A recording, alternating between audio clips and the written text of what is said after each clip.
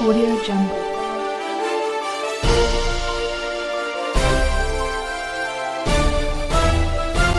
Audio Jungle.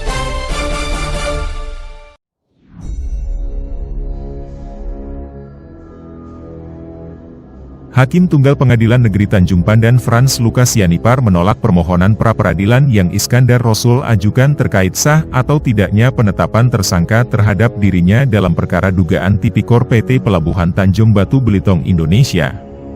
Penolakan tersebut terungkap dalam sidang pembacaan putusan di ruang sidang Cakra di Pengadilan Negeri Tanjung Pandan, pada hari Senin tanggal 25 September tahun 2023. Juru bicara Pengadilan Negeri Tanjung Pandan Beni Wijaya mengatakan, pihaknya sudah menggelar berbagai agenda sidang pra-peradilan dugaan kasus Tipikor Iskandar Rasul. Mulai dari pembacaan permohonan dan jawaban. Lalu berlanjut dengan keterangan saksi dan ahli dari Iskandar Rasul maupun Kejaksaan Negeri Belitung. Berdasarkan fakta persidangan, Hakim Tunggal Persidangan menyatakan penetapan tersangka dan penahanan yang dilakukan oleh Kejaksaan Negeri Belitung sah.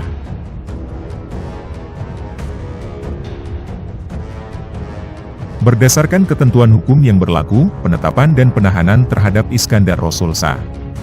Sehingga seluruh permohonan pra-peradilan yang diajukan pemohon menjadi tidak beralasan hukum dan harus ditolak seluruhnya, kata Beni Wijaya kepada wartawan, pada hari Senin tanggal 25 September tahun 2023. Sebelumnya, dalam sidang pra-peradilan ini, pengacara pemohon yakni Gugum Ridho Putra menyatakan penetapan tersangka yang dilakukan oleh Kejari Belitung cacat hukum. Karena ada beberapa hal yang diduga melanggar ketentuan KUHP.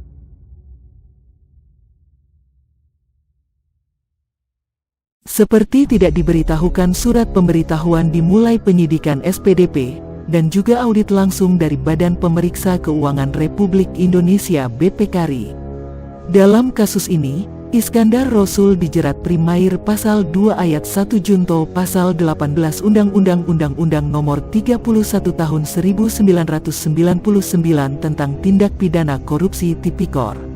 Sebagaimana telah diubah Undang-Undang Nomor 20 Tahun 2001 tentang perubahan atas Undang-Undang Nomor 31 Tahun 1999 tentang pemberantasan tindak pidana korupsi. Junto Pasal 55 Ayat 1 ke 1 KUHP, subsidiar Pasal 3 Junto Pasal 18 Undang-Undang Nomor 31 Tahun 1999 tentang pemberantasan tindak pidana korupsi. Oleh karena itu, Iskandar Rasul melalui pengacaranya meminta kepada majelis hakim agar membatalkan penetapan tersangka yang dilakukan oleh Kejari Belitung. Menanggapi permohonan tersebut, Jaksa Penuntut Umum JPU, Kejari Belitung menyatakan penetapan tersangka yang dilakukan sudah sesuai ketentuan undang-undang yang berlaku.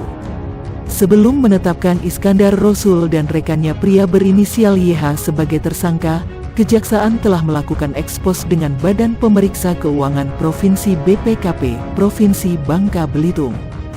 Dalam ekspos tersebut ditemukan kerugian negara hingga Rp1.285.902.356, sehingga keduanya ditetapkan sebagai tersangka, yakni dalam kasus dugaan korupsi pengelolaan keuangan Badan Usaha Milik Daerah BUMD, PT Pelabuhan Tanjung Batu Belitung Indonesia, PT BBI, tahun anggaran 2015-2019.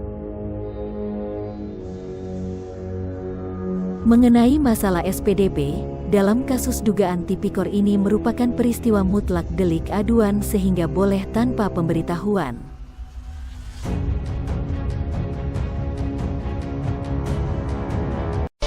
Audio Jungle.